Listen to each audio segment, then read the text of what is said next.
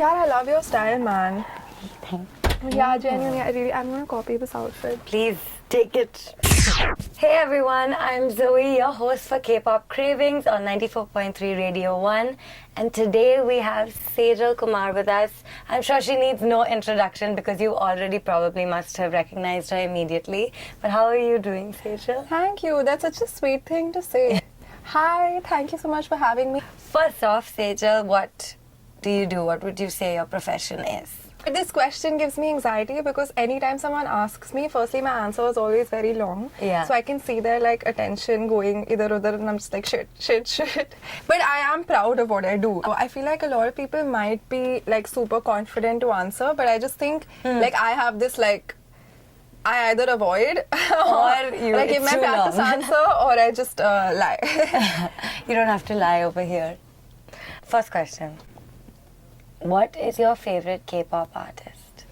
Yeah, I'm like very basic, but I really like BTS and Blackpink, very obvious. I use like one of their songs in my videos like for a millisecond and that's still like my most commented video to date. It has Seriously? like 10-15,000 comments and I don't get 10-15,000 comments on a video. Actually, that's one of the reasons why we started this show is because we knew that there is this huge K-pop fan base in India, but it's very quiet. Like either it's underground and not many people are talking about it, or people are huge fans but they don't talk about it because there's also like backlash that comes in. So I started this saying like, okay, now people like me who are fans, but silent fans, we can now have a place where you can talk about it, you can enjoy it, and this is proof that there is that fan base Yeah, oh my here. God. So you've been on Instagram for many, many, many years. Yeah. How has that journey been? Instagram, YouTube, like is it hard to, I'm sure it is, number one, because it's creating content very regularly and very consistently, and how do you come up with your ideas and stuff like that? I always like work 2-3 weeks in advance. I'll take out my calendar, like Google Calendar, and I fix days that I'd want to post something. And I try to make it like strategic, related to like what is interesting right now, what people like, and what I like. If I'm releasing like something on YouTube, or if it's a song, I'll try to like connect all those things together. So it's like that is also really fun to like schedule everything. So you're one of those people who love to organize and schedule things? Yeah. Me too, actually. I still to this day use a pen and paper to write down my schedule and then like cross it off whenever it's done. It's so satisfying. And there's a pleasure in it.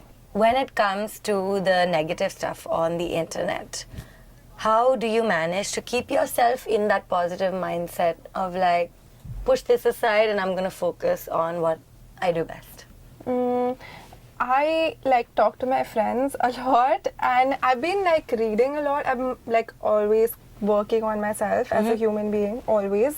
And I think like I've grown a lot as a human being with how to handle my own negativity, because like if I see something negative, like it also is a reflection of like me, right? Because it's affecting me. Yeah. So to kind of understand why it's happening, because in your high phases you'll always feel energized and motivated, but when you're already low, like something low will hit you harder. Much harder, yeah. So to just recognize that and like keep breaking those patterns as I'm like going about every day of my life is like something I really enjoy doing. So that's how I guess I deal with it and I'm dealing with it, but my friends for sure. Yeah, 100%. They like talk to me a lot. I heard that you have to find a niche.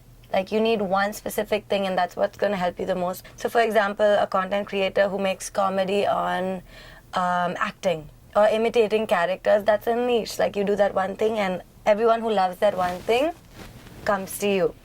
But you do singing, you do dancing, you do fashion, you do lifestyle, you do so many different things. So how has that helped you? Or was it difficult in the start? Because you do so much, it's very hard to find a very specific audience. What would you say? How did you tackle that? I don't care what other people say.